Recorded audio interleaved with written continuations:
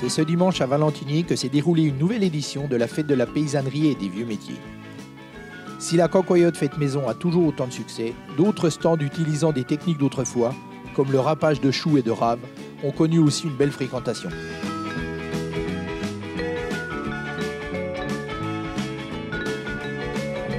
Au détour d'une salle du musée, Nicole, intérissable sur le Dierry, ancienne coiffe du pays de Montbéliard.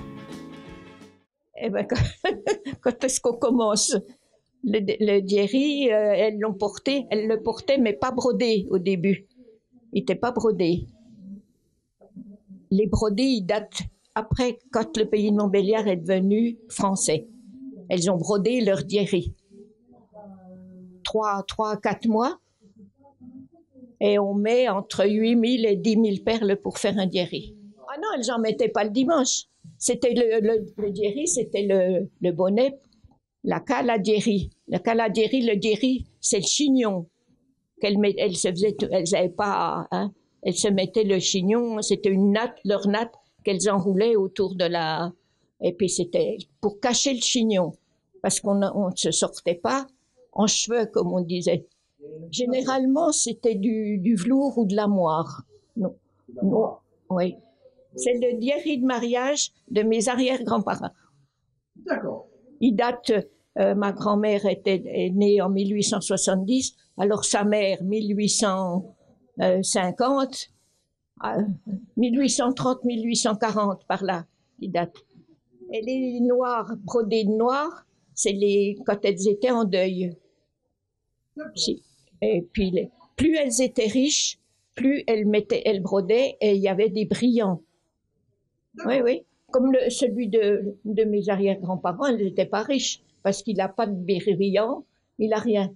Mais ils étaient paysans, ils étaient cultivateurs. Ils étaient d'Auchot, Rochelet-Blamont. Tandis que celui-là, il était plus brodé, il est plus riche, quoi.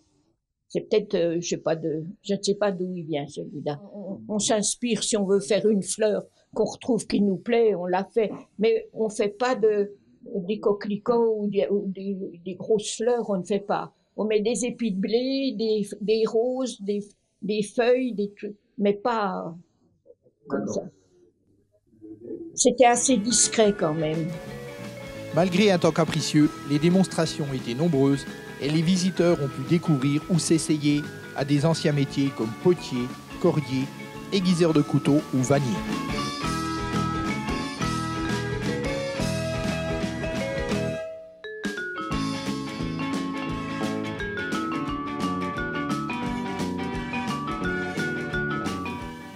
C'est presque 800 kg de pommes qui ont été pressées tout au long de la journée de façon artisanale afin d'obtenir un jus à consommer sans modération, ce qu'on fait bien sûr avant de prendre le volant ces collectionneurs et passionnés de tracteurs dont certains engins dataient des années 50.